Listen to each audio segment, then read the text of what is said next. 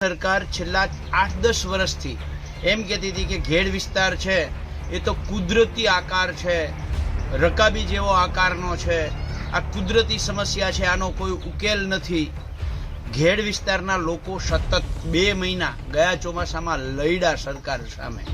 139 કરોડ રૂપિયાના જે ટેન્ડરો મંજૂર થયા છે, આ ટેન્ડરોની કોપી શા માટે અમને નથી આપતી? કોંગ્રેસના ખેડૂત નેતા પાલ આંબલિયા જેઓ હંમેશા ખેડૂતના પ્રશ્નો સરકાર સુધી પહોંચાડવાનું કાર્ય કરતા હોય છે અને તે વચ્ચે તેમના દ્વારા વધુ એક ખેડૂતના પ્રશ્નો ઉઠાવવામાં આવ્યા છે, તે સમગ્ર મુદ્દા અંગે વાત કરવી છે આજે આ વિડીયોમાં. નમસ્કાર, i24 ન્યૂઝની સાથે હું છું મિક્ષુ ઠક્કર.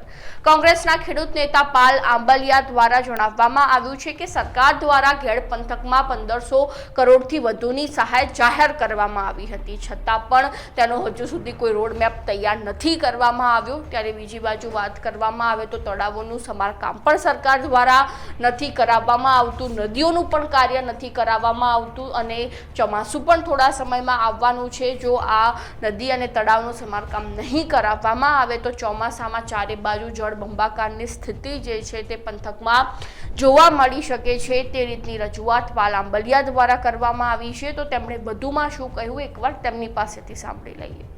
સરકાર છેલ્લા 8-10 વર્ષથી એમ કહેતી હતી કે ઘેડ વિસ્તાર છે એ તો કુદરતી આકાર છે, રકાબી જેવો આકારનો છે, આ કુદરતી સમસ્યા છે, આનો કોઈ ઉકેલ નથી.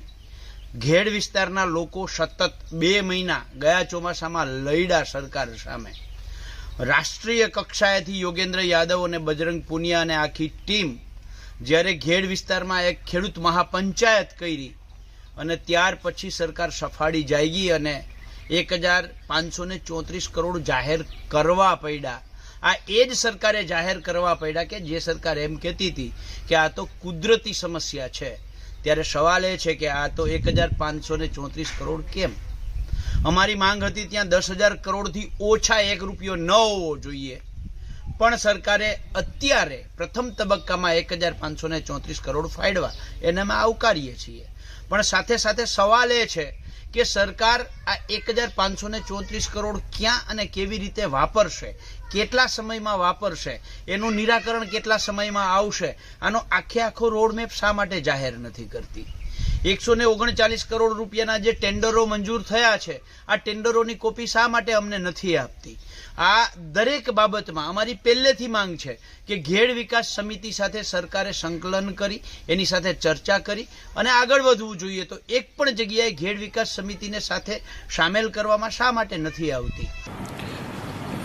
છેલ્લા વર્ષમાં સૌરાષ્ટ્રમાં અને એમાં ખાસ કરીને ઘેડ વિસ્તારમાં જૂનાગઢની આજુબાજુમાં વરસાદ ખૂબ વધારે પડવાને કારણે ઘેડ વિસ્તારમાં દર વર્ષ કરતાં આ વખતે વધારે પાણી ફરી વળ્યું. રાજ્યના માનનીય મુખ્યમંત્રી આદરણીય ભૂપેન્દ્રભાઈએ એ વખતે સૌરાષ્ટ્રની ઘેડ વિસ્તારની જાતે નિરીક્ષણ કરીને એમણે જે પરિસ્થિતિ જોઈ એમાં આપણા સોરઠી અને બરડા ઘેડ વિસ્તારમાં જે વર્ષોથી ચાલી આવતી પાણીની સમસ્યા અંગે એમણે નજરે જોયું અને એને ધ્યાનમાં રાખીને માનનીય મુખ્યમંત્રી આદરણીય ભૂપેન્દ્રભાઈ જે નિરીક્ષણ કર્યું હતું અને એને એ જે સમસ્યા જોઈ એ સમસ્યાને તાત્કાલિક હલ કરવા માટે માનનીય મુખ્યમંત્રી આદરણીય ભૂપેન્દ્રભાઈએ આ યુદ્ધના ધોરણે નિર્ણય કર્યો અને એના ભાગરૂપે ખાસ કરીને જે આ વર્ષોની આ વિસ્તારની જટિલ સમસ્યા હતી એ પરિસ્થિતિઓને હળવી કરવા માટે અને ખાસ કરીને આધુનિક ટેકનોલોજીનો ઉપયોગ કરીને વિસ્તૃત અભ્યાસ કરવા માટે રાજ્ય સરકારે એના માધ્યમથી એક કન્સલ્ટન્સીની નિમણૂક કરીને અમારા સિંચાઈ વિભાગના અધિકારીઓને સાથે રાખી અને ખૂબ ઝીણવટપૂર્વક અભ્યાસ કરવા માટે એનું સર્વે કરવા માટેની એક કમિટીની નિમણૂક કરી છે અને એ આજે લગભગ મોટાભાગનું સર્વેની કામગીરી પૂર્ણ કરી છે.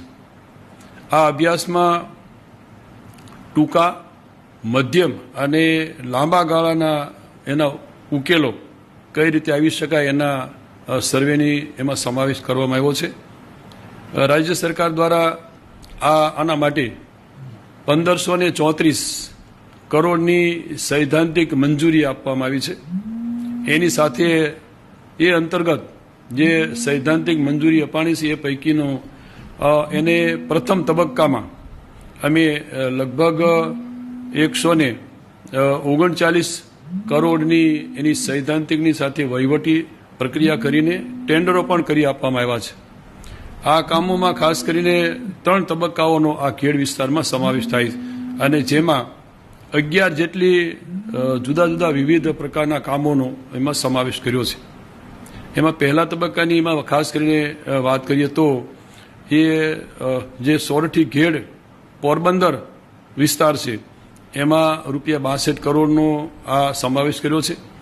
બીજા સોરઠી ઘેડ જુનાગઢ એમાં 15 કરોડનો સમાવેશ કર્યો છે અને બરડા ઘેડ પોરબંદર જેમાં 62 કરોડના કામોનો સમાવેશ કર્યો છે અને એમ કુલ 139 કરોડની ટેન્ડરો અને એની સાથે વહીવટી પ્રક્રિયા પૂર્ણ કરી છે અને કામગીરી તાત્કાલિક શરૂ થાય એ માટેની રાજ્ય સરકારે સૂચના પણ આપી છે.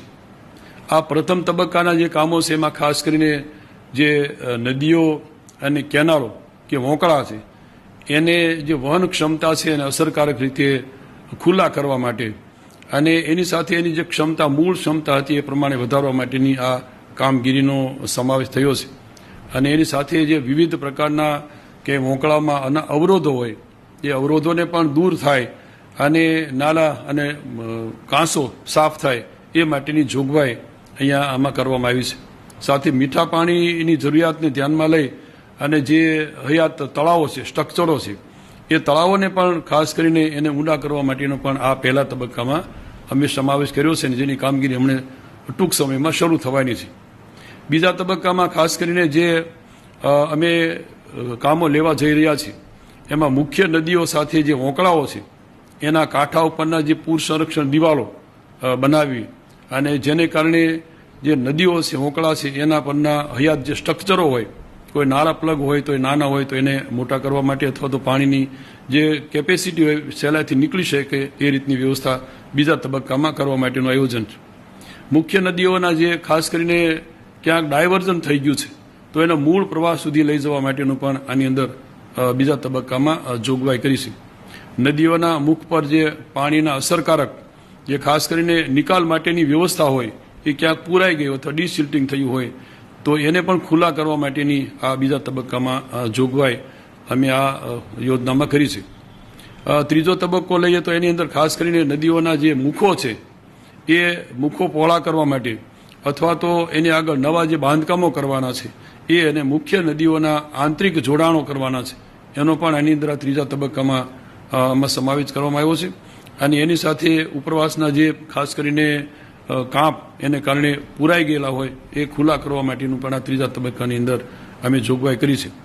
આમ આ 3 તબક્કામાં કામો પૂર્ણ થવાથી લગભગ ઘેડ વિસ્તારમાં જે ભરાતા વિવિધ નદી નાળા એમાં પાણી ભરાય રહે છે એના નિકાલ માટેની જોગવાઈ સહેલાઈથી કરી શકાશે અને એના લીધે નદીઓના પૂરના પાણીની સમસ્યાઓ જે કાયમી ધોરણે અહીંયા રહી છે ઘેડ વિસ્તારમાંથી એના નિકાલ કરવા માટેની પણ આ તબક્કાના અંતે ખૂબ સારો ફાયદો થશે અને ઘેડ વિસ્તારમાં જે વર્ષોથી આ સમસ્યા રહી છે એ સમસ્યા હલ કરવા માટેનું જે રીતે માનનીય મુખ્યમંત્રીએ ચિંતા કરી છે અને એ જે રીતે આયોજન કરીને અમારા સિંચાઈ વિભાગની અંદર જે રીતની વ્યવસ્થા ગોઠવવા માટેનું કર્યું છે એ અમે આગામી 3 તબક્કામાં લગભગ ઘેડ વિસ્તારની અંદરથી કાયમી આ ઉકેલ આવે એ માટેનો અમારો સિંચાઈ વિભાગનો રાજ્ય સરકારનો પ્રયત્ન છે.